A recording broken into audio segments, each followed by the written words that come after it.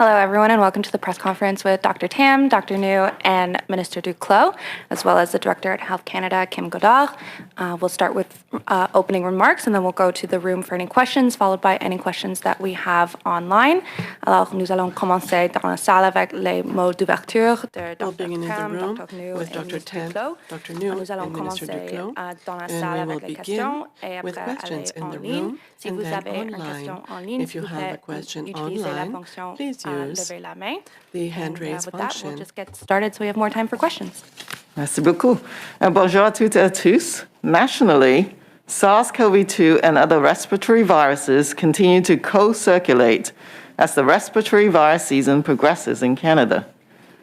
Since last week's update, respiratory syncytial virus, or RSV, activity has leveled off somewhat, but it is likely to remain elevated for weeks to come. At present, influenza is showing a steep rise in activity, with most surveillance indicators increasing and all trending above expected levels for this time of the year. While RSV continues to have a large impact on children, influenza detections are unusually high among children and teenagers. Even though the flu season is just starting, the IMPACT network of 12 pediatric hospitals in Canada has reported a sharp increase in influenza-associated hospitalizations among children aged 16 years or younger. Currently, the weekly number of pediatric hospitalizations reported across the network is at levels typically seen at the peak of the influenza season. Based on past season trends, we could see ongoing high levels of influenza activity for many weeks to come, affecting all age groups. At the same time, we know there is much we can do to lessen the impact, particularly as we make plans for gathering with loved ones over the holidays. Influenza vaccines are widely available across the country to protect people aged 6 months or older from developing severe illness due to influenza. Dr. New and I have got our flu shots for this year, and data to date indicates that this year's vaccine is a good match against circulating influenza strains, supporting this as an important foundation of protection.